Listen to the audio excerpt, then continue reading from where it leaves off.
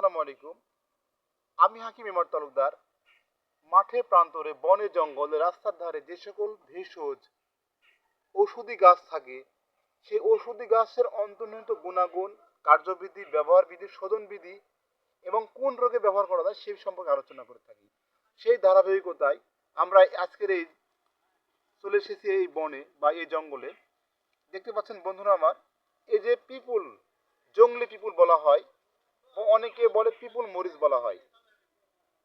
এই গাছের এই ওষুধের অনেকগুলো ভেষজ ব্যবহার রয়েছে। তোর মধ্যে একটা ব্যবহার আজকে আলোচনা করব। এই দেখতে পাচ্ছেন বন্ধুরা আমার, পিপুল দেখতে পাচ্ছেন, এই সুন্দর পিপুল ধরেছে, এখনো কালো আকার ধারণ করেছে, হালকা কালো আকার আর ধারণ করবে, একটু এখনো পরিপক্ক হতে সময় লাগবে। আরো এদিকে আছে। আলহামদুলিল্লাহ, আল্লাহ তাআলা অযথা অহেতুক কোনো উদ্ভিদ, কোনো ঘাসের বোটা তৈরি করেন যেটা মানুষের কল্যাণে লাগবে না।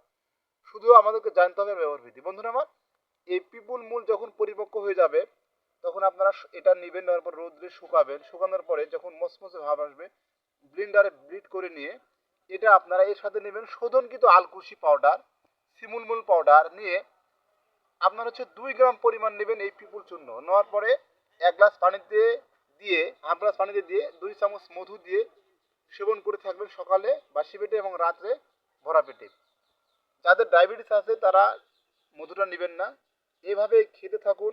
যাদের শীঘ্র পতন, যাদের প্রাইভেট অঙ্গ শক্ত হয় না, যারা দ্রুত আপনার বীর্যপাত হয়ে যায়, এই সমস্যার সমাধান হয়ে যাবে।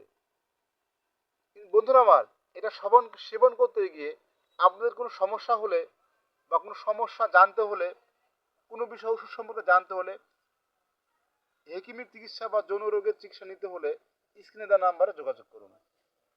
আসসালামু আলাইকুম।